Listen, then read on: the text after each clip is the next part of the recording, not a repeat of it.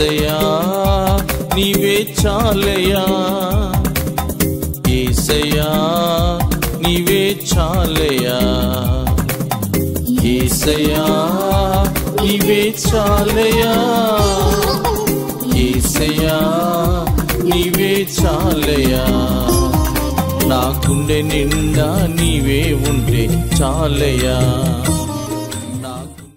ప్రియమైన కాంతి టీవీ ప్రేక్షకులకు యేసుక్రీస్తు నామములో మీకు శుభము కలుగుగాక. మా దైవశంది మినిస్ట్రీస్ ద్వారా కృపాసత్యములనే కార్యక్రమాన్ని మీకు అందించుటకు మేమెంతో సంతోషించుచున్నాము. దేవుని అనుగ్రహము ద్వారా మేము మీ ముందున్నందుకు మేము దేవుణ్ణి స్తుతించుచున్నాము. దైవ సన్నిధి వ్యవస్థాపకులు అపోస్తులు ఆర్ సుధాకర్ గారు మీకు వాక్యం అందించెదరు. మీరు దీని ద్వారా దీవించబడాలని, రక్షించబడాలని, దేవునికి సమీపస్తులు అవ్వాలనే సదుద్దేశంతో మీకు ఈ కార్యక్రమాన్ని అందించుచున్నాము. ఇప్పుడు వీక్షించండి. కృపా సత్యములు అనే ఈ కార్యక్రమాన్ని వీక్షిస్తున్న మీకు అందరికీ నా హృదయపూర్వకమైనటువంటి వందనాలు. దేవుడు మిమ్మల్ని ఈ కార్యక్రమం ద్వారా బహుగా దీవించునుగాక. ఈ కార్యక్రమాన్ని ప్రతి వారం మీకు అందించడానికి నేను ఎంతో సంతోషిస్తున్నాను. ప్రియులారా, ఈరోజు మీకు అందించే వర్తమానానికి ముందుగా నేను ఒక వాక్య భాగాన్ని చదువుతాను. మీరు కూడా బైబిల్ తెరచి చూడండి. ఈ కీర్తన పుస్తకంలోంచి 34వ కీర్తన 9వ వచనం నేను చదువుతున్నాను. చూడండి. యెహోవా భక్తులారా, ఆయన యందు భయభక్తులు ఉంచుడి, ఆయన యందు భయభక్తులు ఉంచువానికి ఏమీ కొదువలేదు. ప్రియులారా, దేవుడి యందు భక్తి అనేది క్రైస్తవులకే కాకుండా క్రైస్తవేత్తరులకు కూడా ఉంటుంది. ఈ దినాన్న చాలామంది మేము కూడా యేసు ప్రభు వారికి ప్రార్థన చేసుకుంటున్నామని, చర్చికి వెళ్తున్నామని ఇలాంటి మాటలు చెప్తూ ఉంటున్నారు. భక్తి అనేది ఉంది, కానీ భక్తి కాదు ఒకటే, భక్తి ఒకటే కాదు మనకు ఉండవలసింది. యెహోవా యందు భయము భక్తి ఈ రెండు ఉండాలి. అలాగా యెహోవా యందు భయభక్తులు ఉంచువానికి ఏమీ కొదువు లేదని పరిశుద్ధ గ్రంథం తెలియజేస్తుంది. భక్తి అనేది పరిశుద్ధ గ్రంథంలో ఆయనకి ప్రార్థన చేసుకోవడం అని మనం గ్రహించగలం. ఎందుకంటే బైబిల్లో దానియేలు అనే ఒక భక్తుడు ఉన్నాడు. ఆయన దినమునకు ముమ్మారు ప్రార్థన చేసుకునేవాడు, దేవుని స్తుతించేవాడు. ఆయన గురించి దర్యావేష్ అనే ఒక అన్యరాజు ఇచ్చిన సాక్ష్యం ఏంటంటే, దానియేలు భక్తి కలిగిన వాడు అని. దానియేలు పుస్తకం 6వ అధ్యాయం 23వ వచనంలో సాక్ష్యం ఇచ్చాడు. దేవునికి ప్రార్థన చేసుకోవడం, స్తుతించుకోవటం, ఇది దేవుని యందు భక్తి కలిగి ఉండటం. చర్చికి వెళ్ళడం, వాక్యం వినడం, చదవటం, ఇవన్నీ భక్తిలోకి వస్తాయి. ఉపవాసాలు ఉండడం, ఇంకా జాగరాలు ఉండి కూడా ప్రార్థన చేసుకోవడం, ఇవన్నీ భక్తిలోకి వస్తాయి. అయితే ప్రియులర, భక్తి ఒకటే సరిపోదు. దేవుని యందు భయము భక్తి ఈ రెండు కలిగి ఉండాలి. నేటి క్రైస్తవుల్లో ఎక్కువ భక్తి అనేది ఉంటుంది, కానీ భయము అనేది ఉండటం లేదు. దేవుని ఎడల, దేవుని ఎడల భయభక్తులు కలిగి ఉన్న వారికి ఏమీ కొదువు ఉండదు. ప్రియులారా, ఈ రోజున చాలామంది ఏమనుకుంటున్నారంటే, నేను బాగా డబ్బు సంపాదించుకుంటున్నాను, నాకేంటి కొదువని. డబ్బుతో నువ్వు ఆహారాన్ని కొనుక్కోగలవు, కానీ ఆయుష్ను కొనుక్కోలేవు. ఆయుష్ అనేది అది దేవుడు ఇవ్వాలి, అది నీకు కొదువే. ఆయుష్ అనేది దేవుడు ఇవ్వకపోతే అది నీకు కొదువే. చదువు నువ్వు కొనుక్కోగలవు, కానీ జ్ఞానాన్ని కొనుక్కోలేవు. జ్ఞానం అనేది దేవుడు ఇవ్వాలి. జ్ఞానం లేకపోతే అది కొదువే నీకు. నువ్వు మందులను కొనుక్కోగలవు, కానీ ఆరోగ్యాన్ని కొనుక్కోలేవు. ఆరోగ్యం లేకపోతే అది కొదువే నీ జీవితంలో.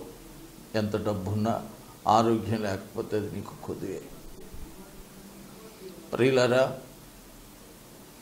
అంతేకాదు, నీకున్న ధనముతో ఎన్నో సౌకర్యాలని సదుపాయాలని కొనుక్కోగలవు, కానీ శాంతి కొనుక్కోలేవు. అది దేవుడు ఇచ్చేది. శాంతి అనేది లేకపోతే అది నీకు చాలా కొదువే. ఈ రోజున మనుషులు ఎందుకు కొదువులతో ఉంటున్నారు అంటే దేవుడి యందు భయభక్తులు లేక. దేవుడి యందు భయభక్తులు కలిగిన వారికి వాళ్ళకి ఏమి కొదువు ఉండదు. ఆ వచనం అదే చెప్తుంది. భయభక్తులు ఉంచు వానికి ఏమీ కొదువు లేదు. కొదువు అనేది ఉండదు. నీ కొదువులన్నీ దేవుడే తీర్చగలడు. అందుకనే ప్రతి వ్యక్తి దేవుని ఎడల భయభక్తులు కలిగి ఉండాలి. ఇంకొక సంగతి, ఒక సామెత ఉంది, బంగారం పళ్ళానికైనా గోడ దాపు ఉండాలి. ప్రియులారా, నేను బంగారం పళ్ళాన్ని అని చెప్పి అది శూన్యంలో ఏలాడలేదు. అది జారబడడానికి దానికి ఒక గోడ కావాలి. అవును, నీకెంత ధనం ఉన్నా దేవుడి యందు భయభక్తులు అనేవి లేకపోతే నీకు చాలా కొదువే. నీ జీవితంలో కొదువు అనేది ప్రియులారా, అది ఎవ్వరూ పూడ్చేది కాదు, దేవుడు ఒక్కడే పూడ్చాలి. అందుకే ఆయన యందు భయభక్తులు కలిగి ఆయన త్రోవలో నడిచేవారే ధన్యులని 128వ కీర్తన 1వ వచనంలో రాయబడింది. దేవుడి ఎడల భయం అంటే ఏంటి? దేవుడికి భయపడడం అంటే ఏంటి? నేను ఈ సమయంలో అది చెప్పడానికి ముందు దేవునికే మనం భయపడాలనే ఒక వచనాన్ని మీకు చూపిస్తాను. ఎవ్వరికి భయపడిన అవసరం లేదు, కానీ దేవుడికి మాత్రం భయపడాలి. యేసు ప్రభువు వారు స్వయంగా లూకాసు వార్త 12వ అధ్యాయం 5వ వచనంలో చెప్తున్నారు. ఈ వచనాన్ని మీరు కూడా తెరిచి చూడండి, నేను చదువుతాను. ఎవరికి మీరు భయపడవలనో మీకు తెలియజేయుదును. చంపిన తర్వాత నరకములో పడద్రోయ శక్తి గలవానికి భయపడుడి, ఆయనకే భయపడుడని మీతో చెప్తున్నాను. ఒక మనిషిని చంపి ఆ తర్వాత అతన్ని నరకంలో పడదోయే శక్తి ఒక్క దేవుడికే ఉంది. మనిషి చంపగలడు, కానీ మనిషిని నరకంలోకి ఎవరు తొయ్యలేరు. నరకంలోకి తొయ్యాలన్నా, పరలోకం తీసుకెళ్లాలన్నా అది దేవుడు వశంలో ఉంది. అది దేవుడు చేసే పని. అందుకే ప్రతి వారు కూడా దేవునికి భయపడాలి అని ఈ వాక్యం ద్వారా కూడా మనం సంపూర్ణంగా గ్రహించవచ్చు. దేవునికి భయపడాలి. దేవునికి భయపడడం అంటే ఏంటి? ప్రియులారా, మీ పరిశుద్ధ గ్రంథాలు తెరిచి చూడండి. ఆదికాండం 22వ అధ్యాయం 12వ వచనం. ఆ చిన్నవాని మీద చెయ్యి వేయకుము, అతని ఏమీ చేయకుము. నీకు ఒక్కడై ఉన్న నీ కుమారుణ్ణి నాకు ఇయ్య వెనక తీయలేదు గనుక నీవు దేవునికి భయపడవాడువని ఇందువలన నాకు కనబడుచున్నదనెను.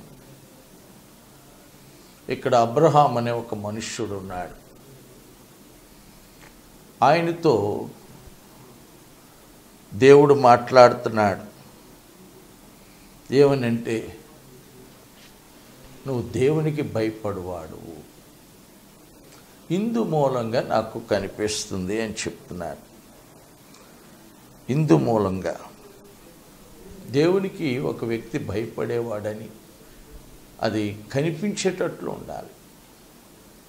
అబ్రహాములో దేవుడి ఎడల భయము అది అతని క్రియల ద్వారా కనిపిస్తుంది.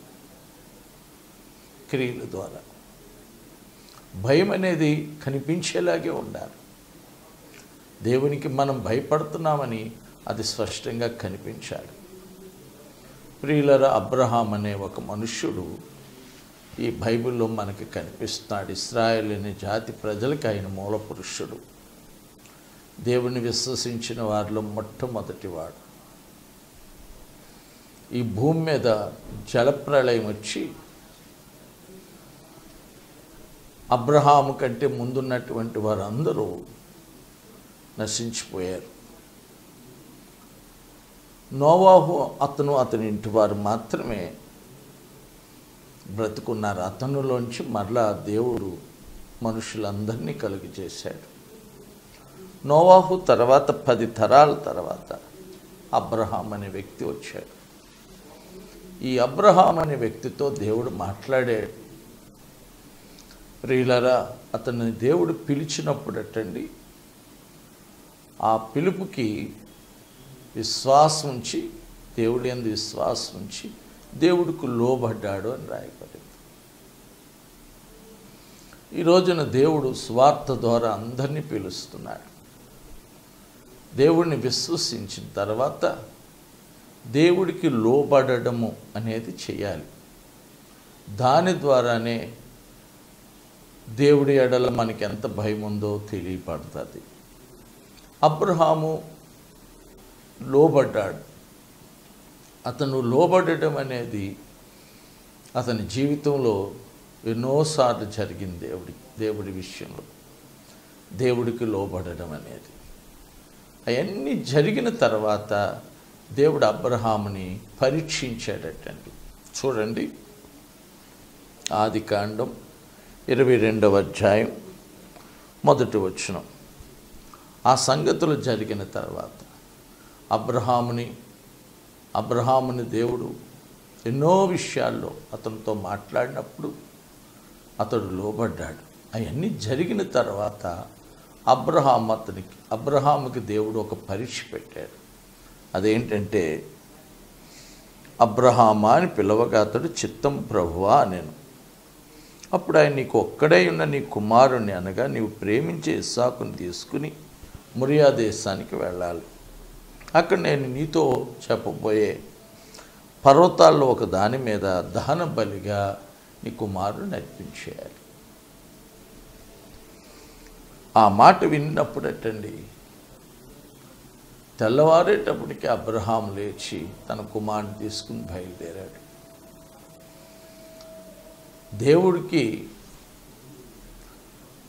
మాంసాలు రక్తము కావాలా? ఆయన బలినే కోరడని బైబిల్ చెప్తుంది. ఆయన కనికిరాన్నే కోరే దేవుడు. ఓషియా గ్రంథంలో రాయబడింది, ఆయన బలిని కోరువాడు కాదు. ఈ భూమి మీద ఉన్నటువంటి జంతువులు, పక్షులు ఇవన్నీ ఆయనవి కాదా? ఒకవేళ ఆయన తినేయాలనుకుంటే. ప్రియులరా, చాలామంది దేవుణ్ణి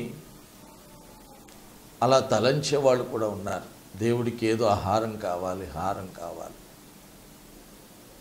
దేవుడు బలిని కోరేవాడు కాదు, కనికిరాన్ని కోరేవాడు. మరి ఎందుకు అబ్రహాముని అలా పరీక్షిస్తున్నాడు, కుమారుణ్ణి బలేయమని? ప్రియులరా, ఈ పరీక్షలో దేవుడికి ఎంత భయపడుతున్నాడో అతడు అది తెలుసుకోవాలి. అంతేకాదు, అబ్రహాము అన్ని తరాల వారికి ఒక మాదిరిగా కూడా ఉండాలి. అందుకే అన్ని తరాల వారు, దేవుని విశ్వసించిన వారు అబ్రహాము యొక్క అడుగుజాడల్లో నడవాలి. అందుకని అబ్రహాముని దేవుడు పరీక్షిస్తున్నాడు. ఇప్పుడు అబ్రహాముతో, నువ్వు ప్రేమించే ఇస్సాకుని, నీ ఒక్కగానొక్క కుమారుణ్ణి మొరియా అనే ప్రదేశానికి వెళ్ళు. అక్కడ చూపించే పర్వతాలు ఒక పర్వతం మీద దహన బలిగా అర్పించమని. దహన బలి అంటే అతన్ని ఇస్సాకుని వధించి తర్వాత అగ్ని మీద పెట్టి కాల్చేయాలి, చంపాలి, కాల్చేయాలి. దహన బలి అంటే దహింపజేయాలి. అతని బలి అంటే నరికేయాలి. అలా నరికి దహింపజేసేయాలి. అబ్రహాముకి అలా చెప్పినప్పుడటండి, తెల్లవారినప్పుడే బయలుదేరి అతడు తన భార్య అయిన సారాతో సంప్రదించినట్లు కనిపించటం లేదు. తన కుమారుని తీసుకుని, 2 పనివారిని తీసుకుని, ఒక బండి కట్టుకుని, దాంట్లో కత్తి పెట్టుకుని, కట్టెలు పెట్టుకుని బయలుదేరాడు. ఎందుకు భార్యతో సంప్రదించలేదా అని ఆలోచిస్తే నాకు అనిపిస్తుంది, స్త్రీలు కొంచెం బలహీనమైన ఘట్టాలు. ఒకవేళ ఆమె అభ్యంతరం పెట్టొచ్చేమో. ఇస్సాకుకు బదులుగా ఏ గొర్రెలను వధించండి, లేకపోతే ఏ ఎద్దులను వధించండి, ఇస్సాకును మాత్రం వధించొద్దని ఏమైనా అభ్యంతరం పెట్టొచ్చేమో. అందుకే అబ్రహాము తన భార్య అయిన సారాతో సంప్రదించినట్లేదు. ఒక వ్యక్తి దేవుడికి భయపడేటప్పుడు, లేకపోతే దేవుడికి లోబడేటప్పుడు అతడు ఇక ఎవరితో సంప్రదించకూడదు. అభ్యంతరాలు రాక మానవు. బైబిల్ చెప్తుంది అభ్యంతరాలు వస్తాయి. అవి ఎవరి ద్వారా వస్తాయో వాళ్ళకే శ్రమ. మత్తయి సువార్త 18:7 ఉన్నది. 7వ వచనంలో రాయబడిన అభ్యంతరాలు వస్తాయని. ప్రియులారా, కొన్నిసార్లు భర్తలకి భార్యల అభ్యంతరం, భార్యలకి భర్తల అభ్యంతరం. కొన్నిసార్లు తల్లిదండ్రులు పిల్లలకు అభ్యంతరం, కొన్నిసార్లు పిల్లలే తల్లిదండ్రులకు అభ్యంతరం. కొన్నిసార్లు రక్త సంబంధులే అభ్యంతరం, కొన్నిసార్లు వారి కులస్తుల అభ్యంతరం, కొన్నిసార్లు గ్రామస్తుల అభ్యంతరం. దేవునికి నువ్వు భయపడి ఆయన త్రోవలో నడుస్తాను అంటే నీకు పరిస్థితులు అన్నీ అనుకూలించవు. నీకు కొన్ని పరిస్థితులు ప్రతికూలంగా ఉంటాయి. అయినప్పటికీ నువ్వు దేవుడికి లోబడాలి, దేవునికి భయపడాలి. అప్పుడే దేవుడు నీకు ఏ కొదువ లేకుండా ఆశీర్వదిస్తాడు. అబ్రహాము తన కుమారుని తీసుకుని ప్రయాణం చేసినప్పుడు అతను వెళ్ళవలసిన ప్రదేశానికి వెళ్ళడానికి 3 రోజులు పట్టింది. 3 రోజులు ప్రయాణం చేసి బయలుదేరాడు. ప్రియులారా, అంత దూరం ఎందుకు వెళ్ళవలసి వచ్చింది? నేను అనుకుంటున్నాను, కొంచెం సమయం మించిపోతే దేవుడి యొక్క చిత్తాన్ని, లేకపోతే ఆయన ఆజ్ఞని మీరిపోతారేమో అని. మొదట విన్నప్పుడున్నంత ఆసక్తి, ఉద్రేకం కొన్ని రోజులు అయ్యేటప్పుడు ఉండదు కొంతమందికి. అబ్రహాములో ప్రియులరా ఉద్రేకం, ఆసక్తి ఏమీ తగ్గలేదు. 3 రోజులైనా సరే అతడు ఒక గురితో ఉన్నాడు. దేవుడు తన కుమారుని బలేయమన్నాడు కనుక తన కుమారుని బలేసేయాలి. ఆ గురి నుంచి అతను తప్పిపోలేదు. కొంతమందికి రోజులు గడిచే కొద్ది గురి తప్పిపోయే వాళ్ళు ఉన్నారు. ఇది నాన్న ఎంతోమంది క్రైస్తవులు గురి తప్పి తిరుగుతున్నారు. మొదట ఉన్న ఆసక్తి, మొదట ఉన్న విశ్వాసం, మొదట ఉన్న విధేయత, మొదట ఉన్న దేవుడి ఎడల భయం కొన్ని రోజులు అయ్యేటప్పటికి ఉండటం లేదు.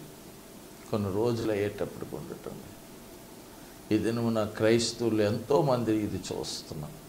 ప్రారంభంలో ఉన్న ఆసక్తి, ప్రారంభంలో ఉన్న విధేయత, ప్రారంభంలో ఉన్న విశ్వాసం చివరికి వచ్చేటప్పటికి ఉండడం లేదు. కొన్ని రోజుల్లో వాళ్ళ ఆసక్తి అంతా చల్లారిపోతుంది. ఇలాగా ఎంతోమంది క్రైస్తవులు నేడు కనిపిస్తున్నారు. ఈ వాక్యం వింటున్న సహోదరుడా, సహోదరి, నీ ఆసక్తి ఎలా ఉంది? ప్రారంభంలో ఉన్నట్లు ఉందా? ఇప్పుడు ఒక్కసారి చూసుకో. 3 రోజులు టైం ఎందుకు పట్టింది అంటే అతనికి టైము ఎక్కువ అయ్యేటప్పటికి అతనుకున్న ఆసక్తి అలా ఉంటుందా లేదా అని దేవుడు అంత దూరం నడిపించాడేమో. ప్రియులారా, ప్రతి ఒక్కరూ గమనించండి. రోజులు గడిచే కొలది నీ ఆసక్తి చల్లారకూడదు. ఇంకా నీకు ఆసక్తి పెరగాలి. నీ విశ్వాసం వృద్ధి చెందాలి. ఇంకా విధేయత నువ్వు నేర్చుకోవాలి. అబ్రహాము ఆ వెళ్ళవలసిన స్థలానికి వెళ్ళాడు. అతడు బలిగా కుమారుని వేయవలసిన పర్వతం దగ్గరికి చేరాడు. అయితే పనివారిద్దరిని పిలిచి మీరు ఇక్కడే ఉండండి, నేను నా కుమారుడు మాత్రమే దేవుని సేవించుకుని వస్తాం అన్నాడు. ఎందుకు పనివారిని కూడా తీసుకెళ్ళలేదు? ఇప్పుడు కట్లు మరి దహించడానికి కట్లు కావాలి, అతను వధించడానికి కత్తి కావాలి. కత్తి తన పట్టుకున్నాడు, కట్లేమో కుర్రోడు ఇస్సాకు నెత్తి మీద పెట్టాడు. అవి పనివారు తీసుకొచ్చిన అబ్రహాంకి. కానీ పనివారిని ఎందుకు తీసుకెళ్ళడం లేదంటే, కొన్నిసార్లు పనివారు కూడా అభ్యంతరంగా ఉంటారు, కొన్నిసార్లు ఇరుగు పొరుగు వారు అభ్యంతరంగా ఉంటారు. దేవుని చిత్తంలో నిన్ను నడవనివ్వరు. ఎవరో ఇంట్లో వాళ్ళే కాదు, బయట వాళ్ళు కూడా కొన్నిసార్లు నీకు అభ్యంతరం అవుతారు. అలాంటి అభ్యంతరాలను కూడా నువ్వు అధిగమించి ముందుకెళ్ళాలి. అందుకే అబ్రహాం చాలా తెలివిగా తన పనివారిని కింద చేసి ఇస్సాకును మాత్రం తీసుకుని కట్లు కత్తి పట్టుకుని బయలుదేరాడు. అబ్రహాము పైకి వెళ్తున్నప్పుడు ఇస్సాకే అడిగాడు, నాన్న దహన బలి అన్నావు దేవునికి, మరి దహన బలి అర్పించడానికి ఏది గొర్రెది? వధించడానికి కత్తి పట్టుకెళ్తున్నాం, దహించడానికి కట్లు నిప్పు పట్టుకెళ్తున్నాం, కానీ అసలు గొర్రెది? ఆ గొర్రెవి నువ్వే అని చెప్పలేదు. ఎందుకంటే అలా చెప్తే ఒకవేళ ఇస్సాకు పారిపోతాడేమో, ఇస్సాకే పారిపోవచ్చు. అందుకని అబ్రహాము ఇస్సాకుతో ఏమని చెప్తున్నాడంటే, యెహోవా చూసుకుంటాడు, దేవుడే చూసుకుంటాడు అని చెప్పి కుమారుని పైకి తీసుకెళ్ళిపోయి ఆ కుమారుని దగ్గరికి తీసుకుని అతన్ని బంధించేశాడని ఉంది. అవును, బంధించేశాడు. ఎందుకు బంధించేశాడు? బంధించకపోతే వధించటానికి అవ్వదు.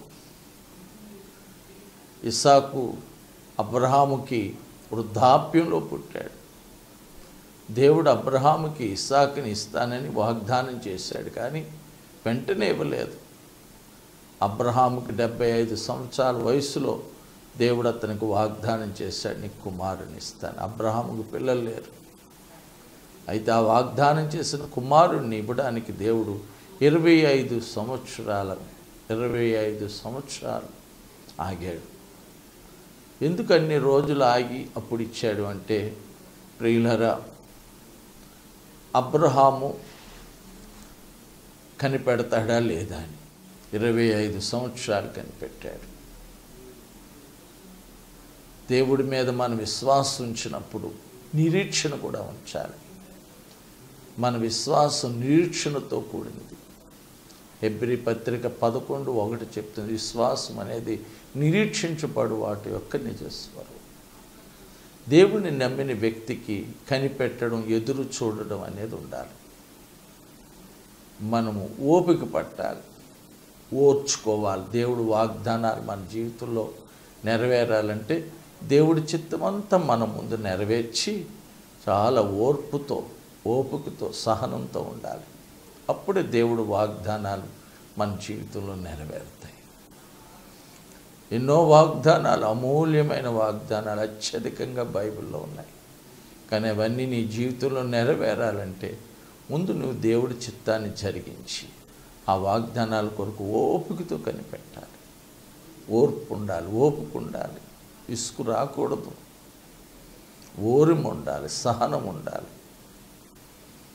అప్పుడే దేవుడు వాగ్దానాలు పొందగల. అబ్రహాము తన విశ్వాసము నిరీక్షణతో కూడింది. ఎదురు చూశాడు 25 సంవత్సరాలు.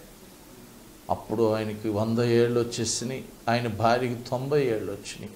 అప్పుడు పుట్టాడు ఇస్సాకు. ఇస్సాకుని అబ్రహాం ఎంతో ప్రేమిస్తున్నాడు. ఎందుకంటే అబ్రహామును అప్పుడు దేవుడు చాలా ఆశీర్వదించేశాడు. అన్ని విషయాల్లో కూడా అతడు ఆశీర్వదించబడ్డాడని ఆదికాండం 24 రాయబడింది. అన్ని విషయాల్లో దీవించేశాడు. ఎంతో ఆశీర్వదింపబడిన వ్యక్తి అబ్రహాం. అందుకే తన కుమారుని ఎంతో ప్రేమిస్తున్నాడు. ప్రియులరా, కాకి పిల్ల కాకికి ముద్దు అని సామెత ఉంది. అవును, ఎంత పేదవాడైనా తన బిడ్డని ప్రేమించుకుంటాడు. అయితే అబ్రహాం బహుధనవంతుడు, ఇంకా ఎంతగా ప్రేమించుంటాడు. అబ్రహాము ఇంట అలవర్చబడిన దాసులే 318 మంది. ప్రియులారా, అంతమంది దాసదాసీలతో ఉన్న అబ్రహాము తన కుమారుని ఎంత అల్లారుముద్దుగా పెంచుంటాడు. కానీ ఈ రోజున అబ్రహాము దేవుడి కంటే తన కుమారుని ఎక్కువ ప్రేమించడం లేదు. తనకి ముందు దేవుడు, తర్వాతే కుమారుడు. దేవుడి ద్వారానే అన్నీ కలిగినాయి కాబట్టి దేవుణ్ణి పైన పెట్టాడు, తన కుమారుని కింద ఉంచాడు. దేవుడి కోసం ఏం చేయటానికైనా అతడు వెనక్కి తీయలేదు. దేవుడికి భయపడడం అంటే అదే. తన కుమారుని కట్టేశాడు, కట్టెలు చక్కగా పేర్చాడు, ఆ కట్టెల మీద కుమారుని పడుకోబెట్టాడు, కత్తి ఎత్తేశాడు. ఇంకా వధించబోతుండగా అప్పుడు దేవుడు మాట్లాడుతున్నాడు, అబ్రహామా, ఆ చిన్నవాడిని ఏం చేయకు, నీ ఒక్క కుమారుణ్ణి నాకు ఇవ్వటానికి వెనక్కి తీయటం లేదు. దీన్ని బట్టే నువ్వు భయపడుతున్నావు నాకని ఇందు మూలంగా నాకు తెలుస్తుంది. అవును, దేవుడి ఎడల నీకు భయం ఉందని ఎలా తెలుస్తుందంటే, దేవుడి కోసం నువ్వేం చేయటానికన్నా వెనక్కి తీయకూడదు. నీకు దేవుడి తర్వాతే భర్త అయినా భార్య అయినా, దేవుడి తర్వాతే కుమారుడైనా కుమార్తె అయినా, దేవుడి తర్వాతే తమ్ముడైనా అన్నైనా, అక్కైనా చెల్లైనా, బంధువైనా స్నేహితుడైనా, ఇరుగైనా పొరుగైనా దేవుడి తర్వాతే. దేవుడు మూలంగా నువ్వు ఉన్నావు, దేవుడి ద్వారా ఉన్నావు, దేవుడి నిమిత్తం ఉన్నావు.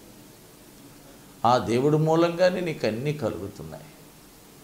జీవం ఆయనే ఇస్తున్నాడు, ఊపిరి ఆయనే ఇస్తున్నాడు, సమస్తం ఆయన ద్వారానే మనకు కలుగుతుంది. దేవుడి కంటే దేన్ని ఎక్కువ ప్రేమించకూడదు, ఎవరిని ఎక్కువ ప్రేమించకూడదు. అదే దేవుడికి భయపడడం. దేవుడి కోసం నువ్వేం చేయటానికన్నా వెనక్కి తీయకూడదు. ఈ రోజున నువ్వు ఎన్నో విషయాలు వెనక్కి తీస్తున్నావు, అది నువ్వు గమనిస్తున్నావో లేదో. ఈ వర్తమానము ద్వారా ఇప్పుడైనా మీరు గమనించండి, నువ్వు వెనక్కి తీస్తున్నావు. ఇక నుంచి నేను అలా వెనక్కి తీయను ప్రభువా, నన్ను క్షమించండి, నేను నీ ఎడల భయభక్తులు కలిగి ఉంటానని ఇప్పుడే నువ్వు ఒక తీర్మానం చేసుకో. నీ తీర్మానాన్ని దేవుడు బలపరిచి దీవించి ఆయన త్రోవలో చక్కగా నడిపిస్తాడు. ఆయన యందు నువ్వు భయభక్తులు కలిగి ఉన్నప్పుడు ఇక నీకేం కొదువ ఉండదు. ఇప్పటికే నీకు ఎన్నో కొదువులు ఉన్నాయి, నువ్వు గ్రహించుతున్నావో లేదో. ఆ కొదువులన్నీ పూర్తి చేయబడతాయి. నీ కొదువులకి కారణం ఏంటంటే దేవుడి ఎడల నీకు ఉండవలసినంత భయభక్తులు లేక. దేవుడి యందు భయభక్తులు కలిగి ఆయన త్రోవలో చక్కగా నడిస్తే నువ్వు చాలా ధన్యుడివి. నీకు ఇక ఏం కొదువు ఉండదు. సింహ పిల్లలైనా ఆకలితో ఉంటాయి, కానీ ప్రియులారా, ఆయన యందు భయభక్తులు కలిగి ఉన్న వాళ్ళకి ఏం కొదువ ఉండదు. దేవుడు వాక్యం ప్రకారంగా మీరు ఈ రోజు నుంచి దేవుడు యందు భయభక్తులు నిలపండి. నేను మీకోసం చిన్న ప్రార్థన చేస్తాను. ప్రియ తండ్రి, మీ ఎడల భయం కలిగి ఉండాలని నీ లేఖనముల ద్వారా నేర్చుకున్నాం ప్రభువా. ఈ వర్తమానం వింటున్న సహోదరి సహోదరులందరినీ ప్రభువా వాక్యానుసారంగా నడిపించండి తండ్రి. ఇప్పుడే వీరికి నీ ఎడల భయం కలుగు చేయండి. ఈ వాక్యాన్ని యోగ్యమైన మనసుతో స్వీకరించి ఫలించాలని ఎంతమంది కోరుకుంటున్నారు, శీఘ్రంగా వారిని ప్రభువా బలపరచండి. నీ ఎడల భయం పుట్టించండి. నీకోసం ఏం చేయటానికన్నా వెనకకి తీయకూడదు తండ్రి. నీకంటే ఏది వీరికి ముఖ్యమైనది ఉండకూడదు. నీకంటే దేన్ని ఎవరిని ఎక్కువ ప్రేమించకూడదు. అలాంటి భయము భక్తి వీరిలో పుట్టించండి. మహిమ మీరు పొందండి. యేసు నామములో అడుగుతున్నాను తండ్రి, ఆమేన్, ఆమేన్. ప్రియులారా, మీలో చాలామంది అనారోగ్యంతో ఉన్నవాళ్ళు ఉన్నారు.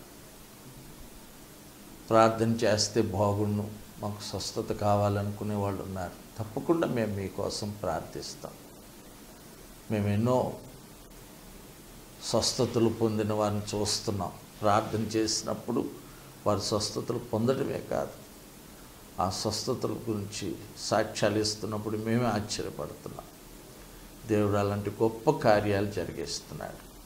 మేము ప్రతి శుక్రవారం ఆశీర్వాద స్వస్థత కూడికని ఇసుకపల్లిలో జరిపిస్తాం. ప్రతి శుక్రవారం ఉదయం 10 గంటల నుంచి 3 గంటల వరకు. ఆ యొక్క కూడికలో మీరు తప్పకుండా పాలు పొందండి.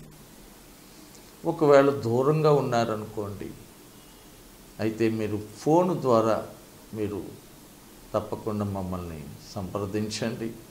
మీ అనారోగ్యం ఏంటో మాకు తెలియజేయండి, మీకోసం ప్రార్థిస్తాం. దేవుడు మిమ్మల్ని స్వస్థపరుస్తాడు. దీన్ని సద్వినియోగం చేసుకోండి. సేవ పట్ల ఆసక్తి ఉన్నవారు దేవుడు మిమ్మల్ని సమృద్ధిగా దీవించును గాక. ఆమేన్. ఈ వర్తమానము ద్వారా మీరు దీవించబడ్డారని నేను నమ్ముచున్నాను. వ్యక్తిగతంగా దైవజనులు కలుసుకొని ప్రార్థన చేయించుకోవాలనుకుంటే స్క్రీన్ మీద కనబడే ఫోన్ నెంబర్స్కి సంప్రదించండి. వ్యక్తిగతంగా దైవజనులు కలుసుకోవాలనుకుంటే ఈ అడ్రస్కి తప్పక రండి. మా అడ్రస్ దైవశాంతి మినిస్ట్రీస్, బ్లెస్సింగ్ కాంపౌండ్, పాత ఇసుకపల్లి, పిఠాపురం, తూర్పుగోదావరి జిల్లా, ఆంధ్రప్రదేశ్. మీ అందరికీ దేవుని కృపా సత్యములు తోడై ఉండును.